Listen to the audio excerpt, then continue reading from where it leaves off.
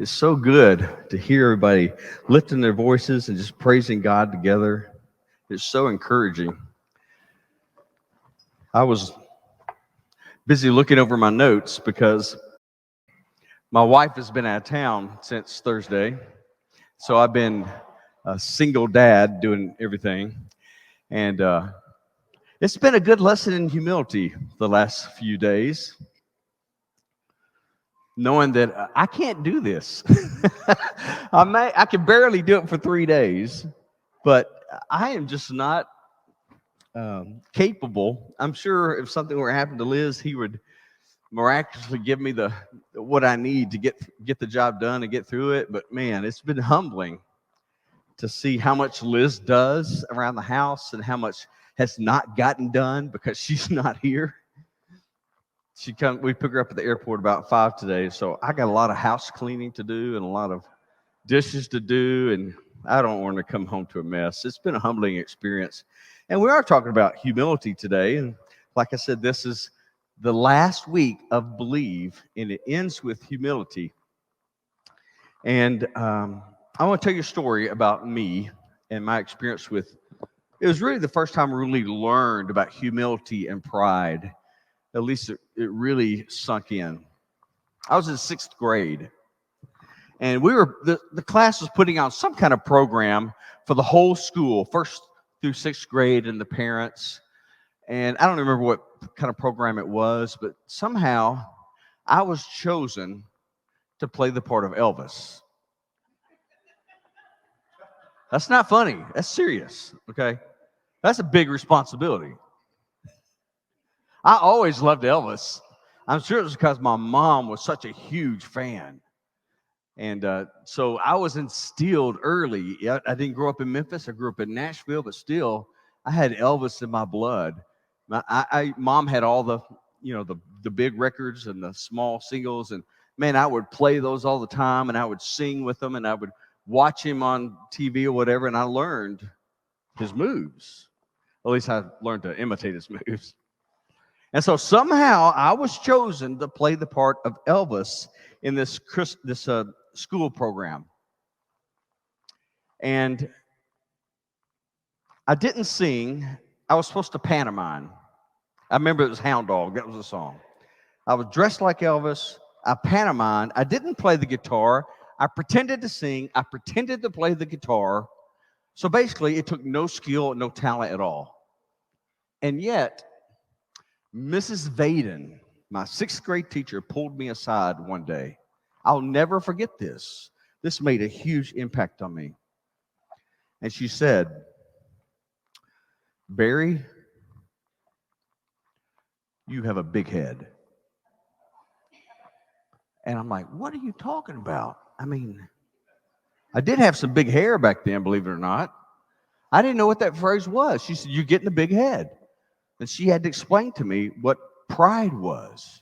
That I was letting this Elvis thing, that I was going to be on stage and get the spotlight, and I was the only one in the whole school who was going to play the part of Elvis, get to my head. It was my first taste of glory, my first taste of the spotlight and the stage, and I was letting it go to my head. And she said, "Your friends don't want to be your friends right now because you have too much pride."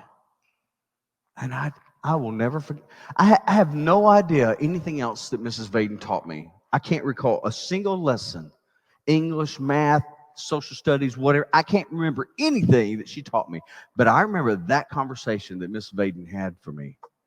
And I'm in all humility, I can say that I have never ever struggled with pride since that day. Yeah, you should be laughing. You waited for me to laugh before you laughed. You're like, "Is he serious?" So here we go. Look at this. Here I am. That's me. And I thought I was something special with this Elvis costume. It was really just like a leisure suit with a collar turned up. And that is Christmas tinsel sewed to my sleeves. I mean, what a cheap Elvis outfit. But I thought I was something. I really did. And all I did is sit there. Look, is that a bar cord, Julia? I mean, I'm just holding it like this. I'm not. I just pretending to play. I'm pretending to sing. Nothing. I did shake my leg and wiggle my booty. And I had one more thing down. I don't know if you can see it. I'm going to zoom in. I had the Elvis lip curl down. Can you see that? Thank you. Thank you very much. You can see why I had a problem with pride, can't you? I mean, isn't that awesome? Yeah. I do remember that lesson that she taught me. And it's weird. I'm 57, and I still think back to that moment, that conversation with Mrs. Vaden in the 6th grade, because she spoke to me the truth with love. It was tough love. I needed to hear it.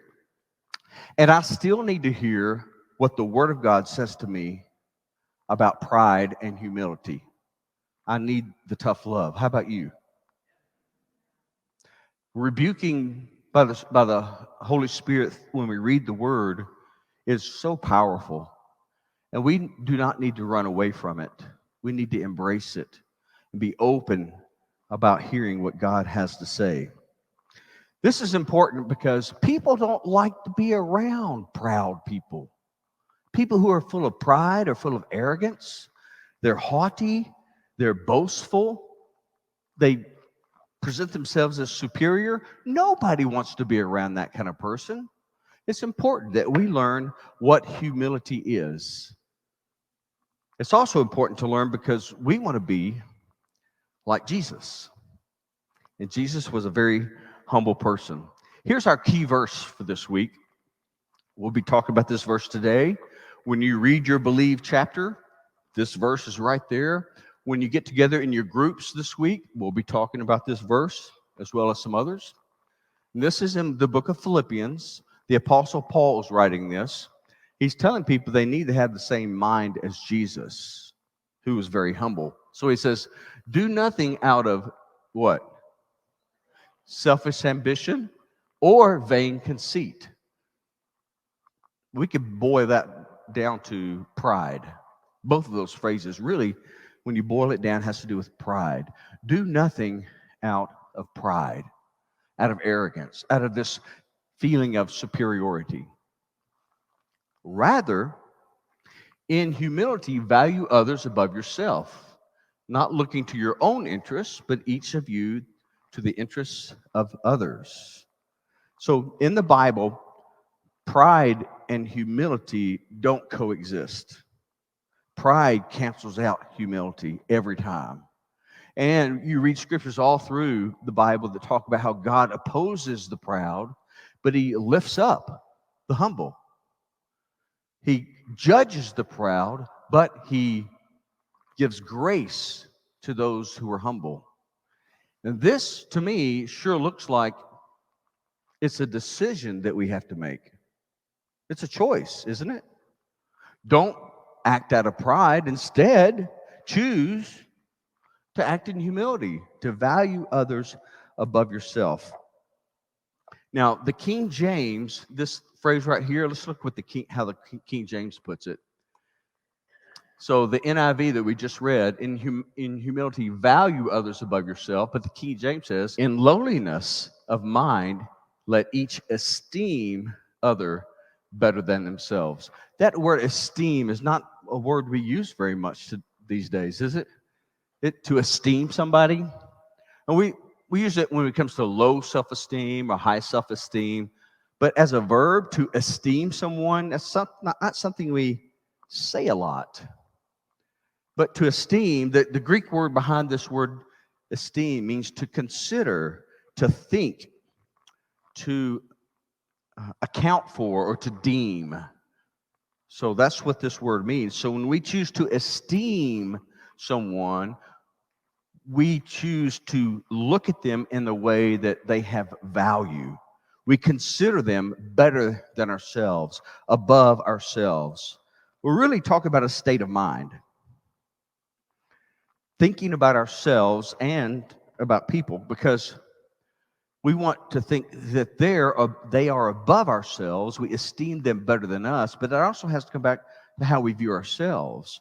And if we view ourselves as superior, in our pride and our arrogance, there's no way we can value them or esteem them better than ourselves. So this word esteem has to do with how we see ourselves and how we have to look at other people. So back to our key verse, do nothing out of pride, basically selfish ambition or vain conceit. Rather, in humility, value others above yourselves, not looking to your own interests, but each of you to the interest of others. So it starts with how we esteem ourselves and how we esteem others, but it leads to action. Our thoughts, how we think about ourselves and how we think about others, leads to action.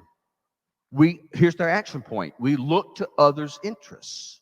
We take care of other people before ourselves because we think of them. We esteem them higher than maybe we would if we were full of pride. All right, let me find my place here.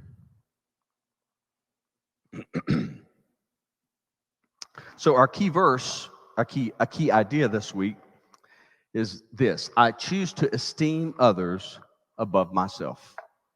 It's a choice we make. It's a choice.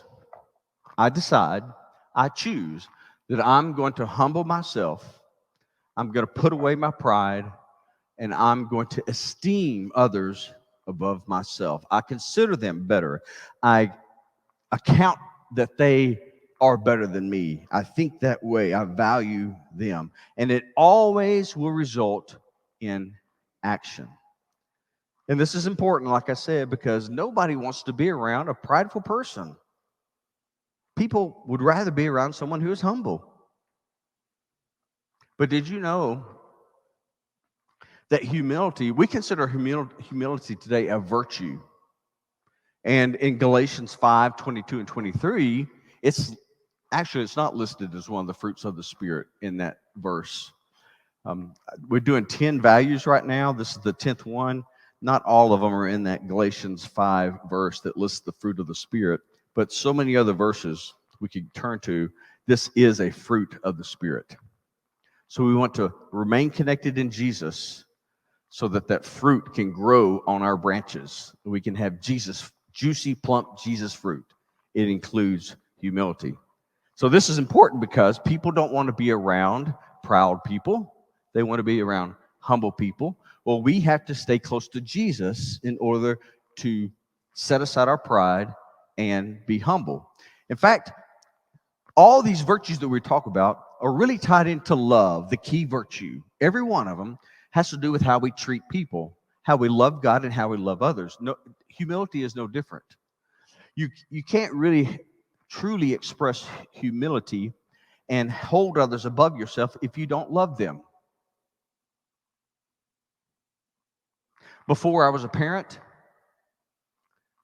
I'd be with my friends who had babies, and I remember some moments where I thought I was going to throw up because of the stench of a dirty diaper.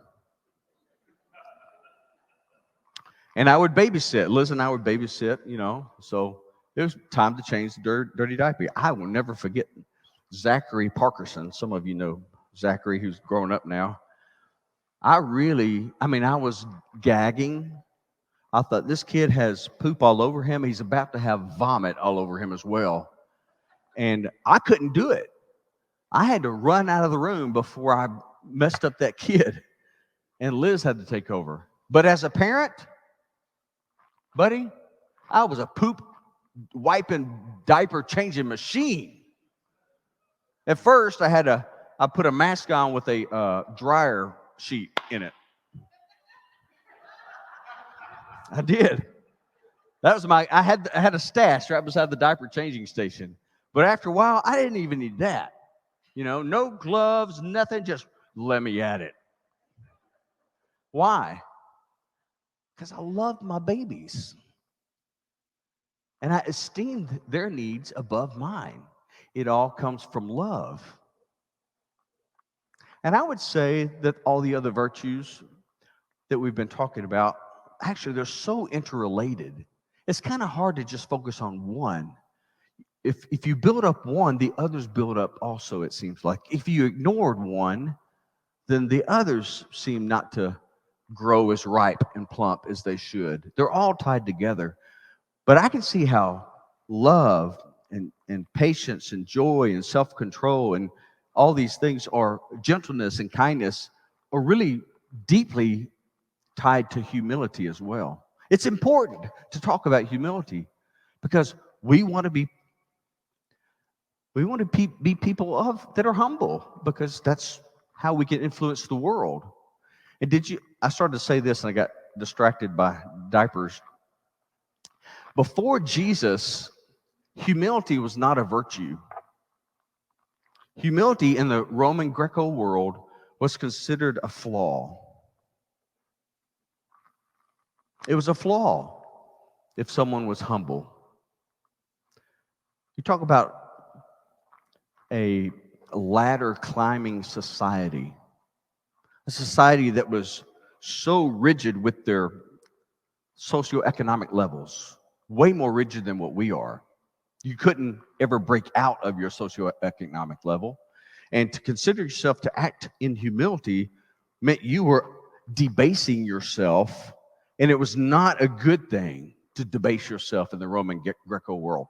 But Jesus changed all that. Jesus came along and taught us to set aside our pride and to take on humility. So 2 reasons why this is important. One, we want to have influence on people. We want to show our love to people. You can't do that with a prideful, haughty spirit. And because we want to be more like Jesus. So I don't know anybody better to look at as an example of humility to teach us about humility than Jesus. And it was from the very beginning to the very end of his life. In the incarnation, when he stepped out of heaven, he made a choice to humble himself, to set aside himself, set aside his rights and privileges as the Son of God, as the second member of the triune God, who actually was there and created creation itself, set aside all the rights and privileges and power to humble himself to become a baby, and a defenseless baby, to a poor family. Not even born in a bed, but born in the poorest, most humble circumstances, in a cow stall, in a feeding trough. It started there, and it kept going. All through his life, we see humility experienced and expressed. All the way up to the very end, to the Garden of Gethsemane. In humility, he submitted to God's plan. In humility, he submitted to being crucified on the cross, taking on the sins of the world. He allowed it to happen because he esteemed others above himself. There's no greater example than Jesus. And there's so many examples I could talk about today, but I've decided to talk about this one, and that is Jesus washing the disciples' feet. Now, I'm looking out here at people's faces, and I see everybody here is familiar with this story. So try not to tune me out, because, I know that story. Let's listen to what God has to say this morning, and maybe he will speak to us something new. So I want to give you a little background before we talk about the actual event of Jesus washing the feet. When you read the Gospels, you see that the disciples never really completely understood what Jesus was trying to teach us about many things, about what the kingdom of God is and what it's like to be in the kingdom of God. And one of the things they missed was this idea of humility. So they were questioning, who is the greatest in the kingdom? On their way to Jerusalem, before the Lord's Supper, before the communion, before the Passover, Jesus instituted the Lord's Supper there at the Passover. Before that, when they were on their way to Jerusalem, there's an argument that breaks out among the disciples. And it's James and John. Of course, they're brothers, so I guess they're used to arguing. Jesus probably got used to them arguing with each other. But here's what they asked. He said, Lord, when you come into your kingdom, let us sit on your left and on your right. What they're asking was, we want to be second and third in command of everything. We realize, Jesus, that you're the king of everything. We want to be right next to you, ruling with you. Can we have that privilege? Can you give us that privilege? And Jesus is like, boys, you guys don't know what you're asking. That's not mine to give. You know, that's the Father's choice. I can't give you that. And he goes on and says this to them. He called them together and he said, you know that those who were regarded as rulers of the Gentiles lord it over them, and their high officials exercise authority over them. Not so with you. Instead, whoever wants to become great among you must become your servant. And whoever wants to be first must be slave of all. For even the Son of Man did not come to be served, but to serve, and to give his life as a ransom for many. So these guys are jockeying for position. They want prestige. They want a seat of power. This is about pride. It's about pride. Do you see any humility in the request of James and John? And when the others hear that they're arguing about it, they become indignant. Doesn't say why, but I wonder if it's because they didn't get to ask that question first. What about me? I've given up everything to follow you. Don't I deserve to sit on your left or sit on your right? They became indignant with James and John. We see this idea jockeying for position, not just on the road to Jerusalem, but at the Passover itself. Of course, the Passover looked nothing like Leonardo da Vinci's painting of the Last Supper. We'll talk about that in just a minute.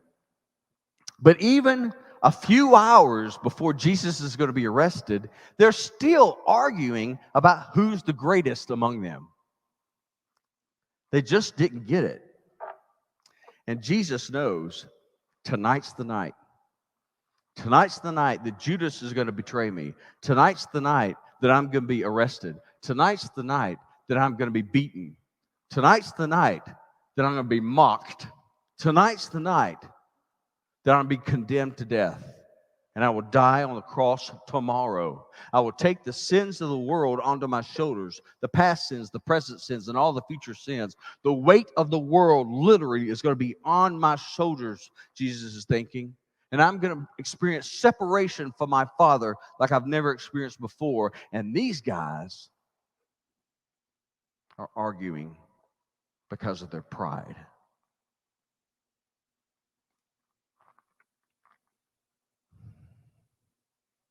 It was time for the Passover meal. And Jesus put Peter and John in charge of securing the upper room where they were going to have the meal. He said, go and find this guy. He's got a room for us. Everything's going to be set up and ready. Go make preparations for the meal. So Peter and John do that. And as Jesus and his disciples enter the upper room for Passover, they notice that there's no one there to wash feet. And so they just go and sit at the table. They took their shoes off, probably, at the door. That was customary. And when they're at the table, they're not sitting like this. There's a very low table. They're all leaning on cushions under their left arm at the table so they can eat with their right arm. And their feet they're kind of laying on the side/tummy, and the feet are behind them because you don't want feet near the table. which my girls still don't understand. I can't tell you how many times I said, get your feet off the table. We don't put our feet on the table. So that's how they would be positioned. They're kind of semi-reclining at the table. They're propped up with their left hand, and they're eating with the right hand. Their feet are back behind. And there's room between their feet and the wall, so whoever's serving can get around. It doesn't look anything like this. But when they walk in, there's a basin of water and a towel probably, but no one is there to man the station. Now this was a social faux pas. It was bad. It was a bad mistake. Somebody made a mistake in their planning. And maybe as they walked in, they blamed Peter and John because they were the ones who were supposed to make preparations for the supper. Maybe they walked in and said, man, Peter and John, they messed up again. There's nobody here to wash feet. I'm going to sit over here. Or maybe they blamed the homeowner, right? Well, the homeowner should have provided a servant or someone to wash feet. Or maybe they blamed Jesus. He's the host of the meal. Maybe Jesus messed up. Somebody messed up. It was customary to wash feet. I don't have to tell you what their shoes were like. Sandals, not even nice Birkenstocks. And what were the roads like? I mean, we complain about our roads in Memphis and the potholes and everything, but these were dirt roads that animals traveled as well as humans. And there's no sewer system. So you can imagine the filth that gathered on people's feet as they walked the streets. That's why it was so customary to have someone to wash feet when you came into someone's home. You didn't want to bring that stuff, that muck, that everything into the house. At our group Wednesday night, we sent the kids out to play after their little lesson. And the leaves were on the ground. It's fall. And they were playing on the trampoline and doing some other stuff at Steve and Angie's house. And Steve came to me before the kids came in. He said, they have like a gazillion dogs. I don't know how many dogs they have, 5 dogs or something. He said, the leaves hide the dogs' droppings. So we need to check their shoes before they enter the house. Well, Emma came in before we could check her shoes. Sure enough, it was a mess. And so she walked through the house, and then took off her shoes before we discovered it. Then we checked all the kids' shoes before they came in at that point. That was a really mess to clean up. But something similar is going on in Jerusalem, in Palestine. It was custom to have someone to wash their feet. Not just someone. It was a demeaning job. Jewish men did not do that job unless they were a Jewish slave. There's a Jewish commentary on the book of Exodus that even says that washing feet was too demeaning for Jewish slaves, that it should be reserved only for Gentile slaves. And you're not going to like this part. Or if there are no Gentile slaves, then the women or children or possibly students, pupils. So ladies, you were below men, Jewish men. You were considered below Jewish slaves. You were considered below Gentile slaves. That's how it was. And for a Jewish man, to wash feet was so demeaning. It just was not done. It just wasn't done. And if a Jewish man did it, it would be shocking it would be embarrassing. Because remember, humility at this point is not a virtue. In the Greco-Roman world, it is not a virtue. It's something looked down upon. So we're setting this scene of Jesus washing feet. So everyone in the room enters with dirty feet. They see the wash basin, they see the towel. There's no slave, there's no servant, there's no Gentile servant, there's no Jewish servant, there's no child, there's no woman to wash feet. None of the disciples even think, maybe I should do that, because it was so beneath them to consider that. It would have been admitting your inferiority to everybody there. You're placing yourself on the social ladder. You're placing yourself at the very bottom. And remember, these guys have been arguing about who's the greatest, who's going to sit next to Jesus in his kingdom. No one's going to voluntarily say, well, I'll wash feet. Somebody needs to do it. So we don't know what they're thinking, but I'm pretty sure that there was pride involved. I'm pretty sure there was a lack of humility involved here. And maybe they blamed Jesus. Maybe they blamed Peter and John. Maybe they blamed the homeowner, but whoever, somebody messed up. So here they are, about to eat. They're in position. Their shoes are off, and they got filthy feet.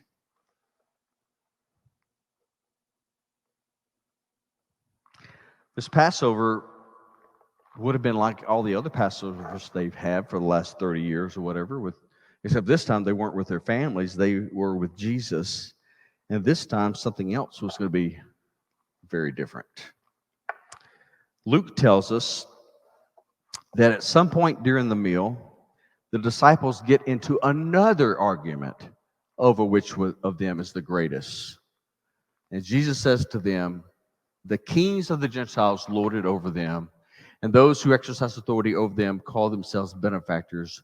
But you are not to be like that. Instead, the greatest among you should be like the youngest, the one who rules like the one who serves. You see the social classes here? The greatest among you should be like the youngest, the child who's way down on that list. The one who rules should be like the one who serves. You should be like the Gentile slave or the Jewish slave or the woman or the child. For who is greater, the one who is at the table or the one who serves? Well, they knew the answer to that. Is it not the one who's at the table? This is what the world teaches us. This is what everybody believed back then. But Jesus turns the tables. He says, but I am among you as one who serves. This is different. And I think this argument is what prompts Jesus to get up and start washing feet. Here's a quick video from the book of John we're going to watch. There was no one there to wash their feet. Why didn't someone else volunteer to do it? Why didn't they? How hard would that have been? That's probably what we think when we see this scene. Why did it come to Jesus? And we may tend to judge those disciples for being too full of pride and not being humble enough. But isn't that really a picture of who we are? That there are demeaning jobs that nobody wants to do, that sometimes we walk right past it. Just as they walked right past the water basin and the towel at the door. Saw it, ignored it, walked on, kept going. And then started arguing about who's the greatest. Isn't that like us? There are menial jobs that nobody wants to do because it is beneath us. Why didn't Peter want Jesus to wash his feet? It was pride. Pride. No. I can't let you do that. You know, there's some churches who wash feet regularly. It's one of the ordinances of the church, they say, and they do it at least once a year. And it's a set date. Everybody knows when it's going to happen. It's a ceremony. And I heard from one minister from that one of those churches who said, the ladies of the church know exactly when the foot washing ceremony is going to be, and they all go get pedicures the day before. Every one of them does it. He said, my wife included, they get pedicures because they don't want anybody looking at their nasty toenails and, you know, uh, fingernail polish chipping off or sharp toenails or whatever it is, calluses. Feet can be nasty. But isn't that a form of pride also?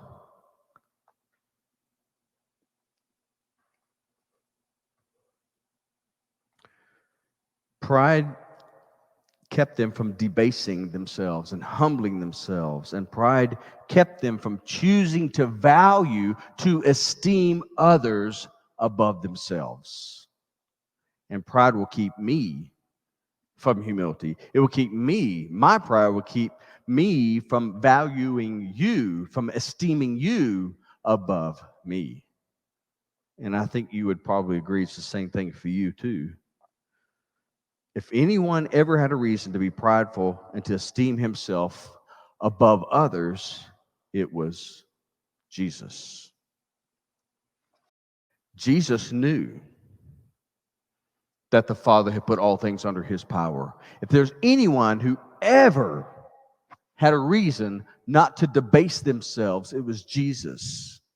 He knew who he was. He knew that the Father had put all things under his power. This is the same chapter, by the way, that we've been talking about. And that he had come from God and was returning to God. He knew all these things. He had every reason to set himself higher above everybody else because he was, in reality, higher and better than everybody else. He was the sinless, perfect Son of God. If anybody had any reason not to debase themselves, it was Jesus. But look at this.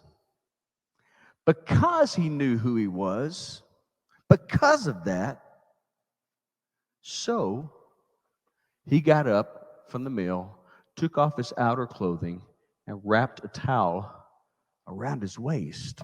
And after that, he poured water into a basin and began to wash the disciples' feet, drying them with a towel that was wrapped around him.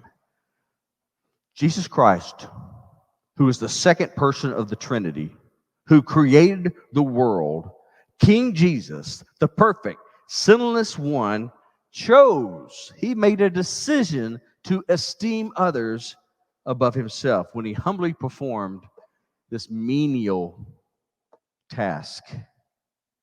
And he instructs them to do the same. We just heard this in the video. When he had finished washing their feet, he put on his clothes and returned to his place. He said, do you understand what I've done to you? And at that point, their minds are going, their minds have just been blown to pieces because he shattered at all the expectations, all the social expectations of the day. Do you understand this? And they're probably going, I have no idea just what happened here. I don't understand it. He says, verse 13, you call me teacher and Lord, and rightly so, for that's what I am. In other words, I am way up here on the ladder.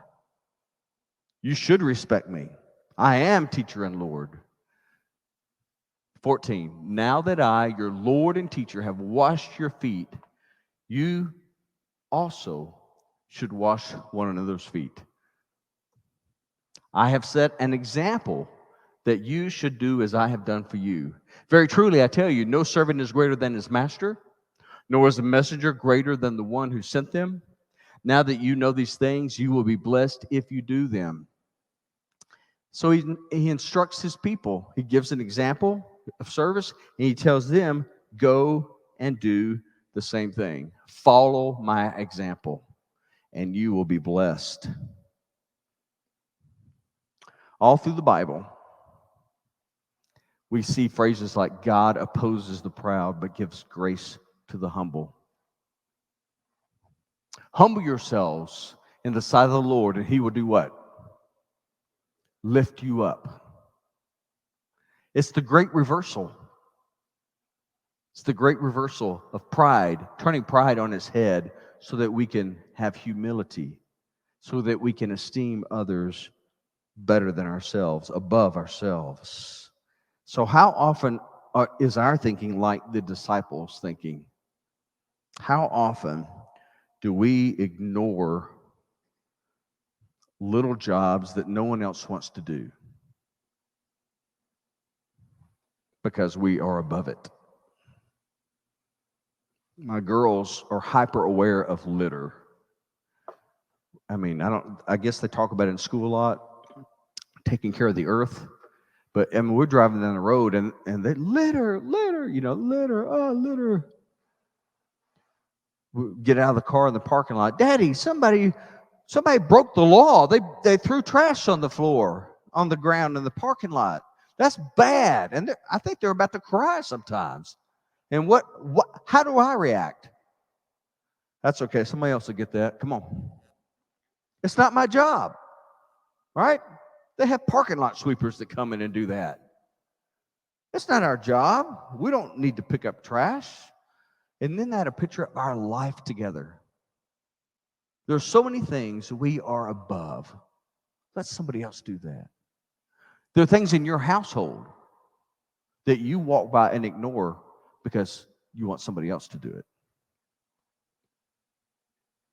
Trash needs to go out. He can do it. She can do it. Dishes are stacked up. None of those are mine. That's everybody else's dishes. I'm not going to wash them. And we could go on with that list. At the office. There are lots of things. In the teacher's lounge. There are jobs everywhere that need to be done that nobody wants to do. I have a feeling that Jesus would be pretty busy doing those things.